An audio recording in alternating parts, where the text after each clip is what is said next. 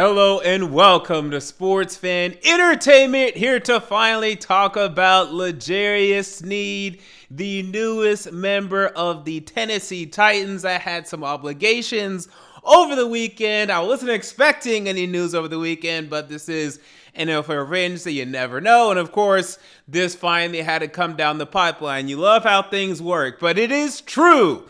L'Jarius Sneed, now former cornerback of the Kansas City Chiefs, is now a Tennessee Titan. And today, we got the contract details as well. 4 years, $76 million. So that puts him about $19 million a year. I think it was like 76.4 maybe. And wow. And I said one of my hesitancies in my last video. I want to say, or maybe it was one before that, to where I would still be down to get Sneed. I didn't want to do a second, though, only because I thought we were in a position to where we need to, be drafting more and drafting more good players in general and second-round picks. I want to get more second-round picks. We haven't been getting anything from our second-round pick for years, for a decade. Feels like we've gotten, now Will Levis, again, we've gotten some things from him. And then McCreary's been, better lately. But I feel like our second-round picks have just not produced for this football team. So I wanted to move forward and be like, let's see what Rand could do with these second-round picks. But a 2025 third? Okay, well, all right. Yeah, let's go ahead and get L'Jarius Sneed. Let's go ahead and extend L'Jarius Sneed. And this contract only puts him as the 6th highest paid corner. Before you know it, he'll be the 10th highest paid corner. This is not an overpay at all. While I said Calvin Ridley was an overpay, and I stand by that, this is not an overpay at all. Especially considering what you're getting from here. This is a Super Bowl winning corner.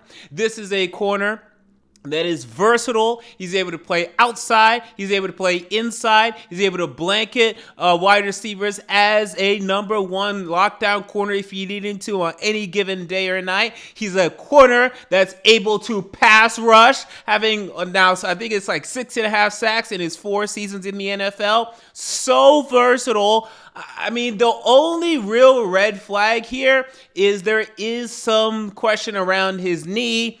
But he played the entire year. Did he not play in the Super Bowl? I think the knee's fine. Okay, he's 27 now.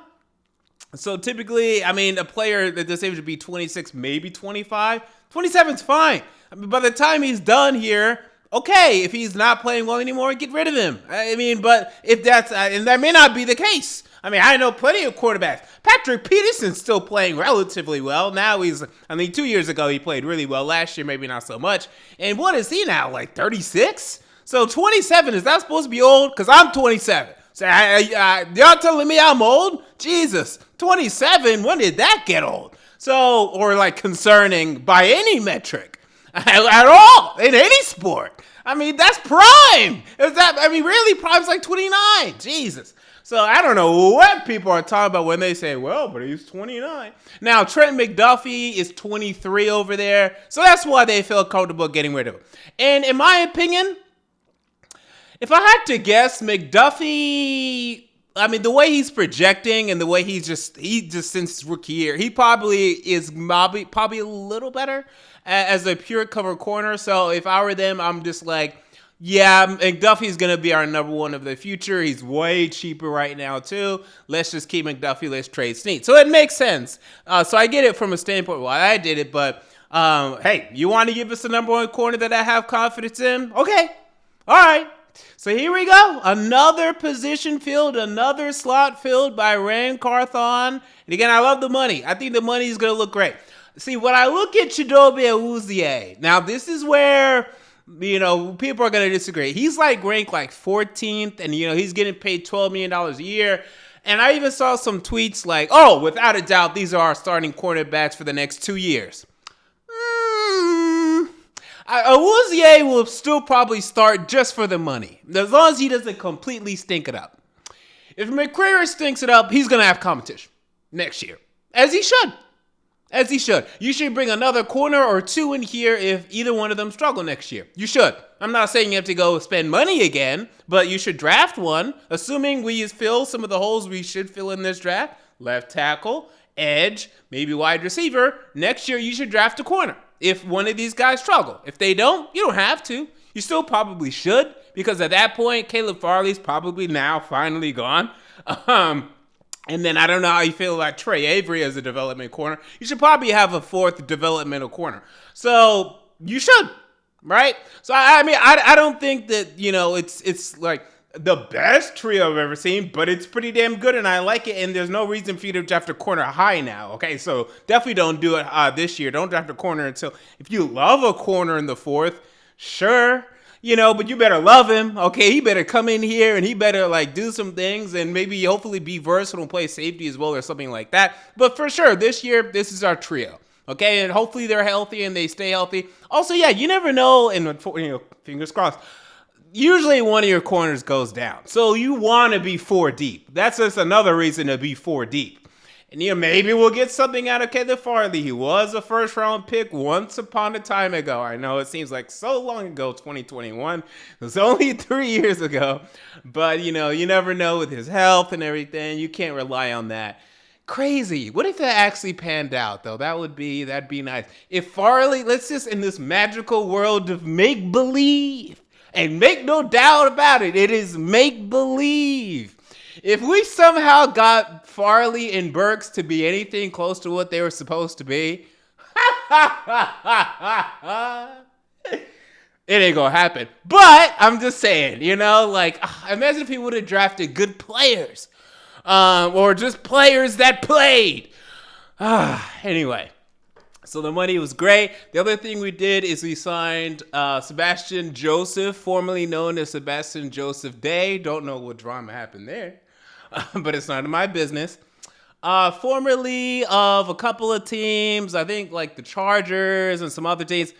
I'm not expecting much. Seems like a rotational defensive lineman. I still think we should be in the market for cheap defensive lineman. If you want to draft one in the, I'm open to one. I would definitely draft edge before you draft it on the D-line, personally, unless if you love the guy in the second round. But if you want to draft one day 3, I'm fine with that. I think the move might be, though, to just get a cheap veteran that can come in here and do a decent job for a year, next year, and then what Calais Campbell's been doing, and then and then maybe get another Tier Tart undrafted free agent that comes in here and really surprises his rookie year. Do something like that. I don't think I'm not someone that's we have to have every answer filled. This is way more than I thought we were gonna have after free agency, so we're way on track. We're way ahead of where I thought we were gonna be, so I'm not tripping. But I'm just saying, I wouldn't expect too much. Maybe not. I would definitely put way more stock into a Kenneth Murray ending up meeting his potential and being a impactful member of this team than a Sebastian Joseph. Even a Sadiq Charles, in my opinion. But that's just my thoughts there. So that's pretty much all we've done, and I know it's hard to believe, but we just keep doing things, man. Rand Carthon, sheesh, man. And Mike Vrabel, he got with the Browns. He's some sort of consultant. I know Mike Vrabel is just at home being now y'all want to spend money? Well, we didn't have money to spend. And you could have been here, but you couldn't coexist. So you're out, and you wanted to be the dominating man in the locker room, and now you're out. As long as Will Levis plays well, there's no... People, morons, jeez, are saying, the Titans are one of the worst teams in the league. We went 6-11. There's no reason we shouldn't improve next year. Zero. And you guys know I'm not really the optimistic I'm not really the super optimistic. I'm optimistic, but not super optimistic.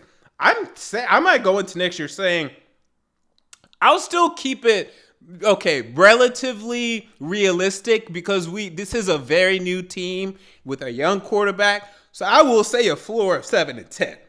I want to say 8-9. Okay, I really want to say 8-9. I feel like saying 8-9, but as of right now, let's wait until at least we see who draft. But I would feel 7-10 to 10-7. And if Will Levis pops off 11-6, potentially. I'm not saying it's going to happen. I'm just saying potentially. which would be incredible, and we'd be well on our way, and everyone would be looking out at that point. And it's going to be interesting, man. But Rand Carthon continues to cook, man, and he's doing a hell of a job. Until next time, this has been MJ of Sports Fan Entertainment, and I'm out. See you all later.